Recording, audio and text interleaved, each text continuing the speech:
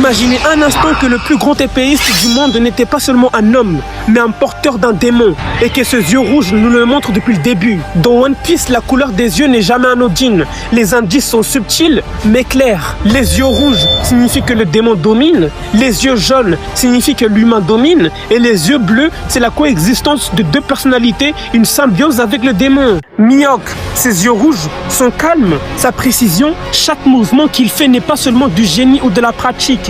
C'est un humain en fusion avec un démon puissant, un être capable de canaliser une force que personne d'autre ne pourrait contrôler.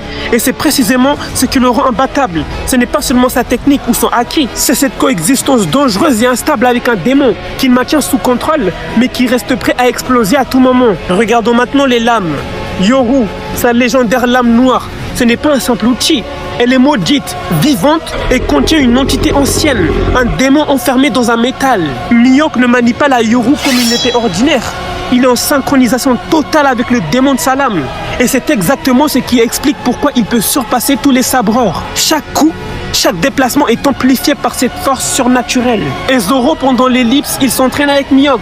À son retour, il a l'œil fermé et il manie des lames maudites comme Shisui et Kitetsu. Mais ce détail pourrait cacher quelque chose d'encore plus profond. Et si Zoro portait lui aussi un démon intérieur? Certains indices laissent penser que ce démon pourrait être Lucifer, ce qui correspond parfaitement à son rêve de devenir le roi des enfers. Tant que je ne l'aurai pas battu, tant que je ne serai pas devenu un grand bretteur, je ne perdrai plus jamais. Je le jure, plus jamais! Plus jamais! Tu m'entends, roi des pirates? Ok. Moi, devenir un roi. Pourquoi pas celui des enfers? Rien n'est laissé au hasard dans One Piece. Le démon, les yeux, les lames, son objectif ultime, tout est lié. Et maintenant, réfléchissons aux autres cas dans le monde de One Piece.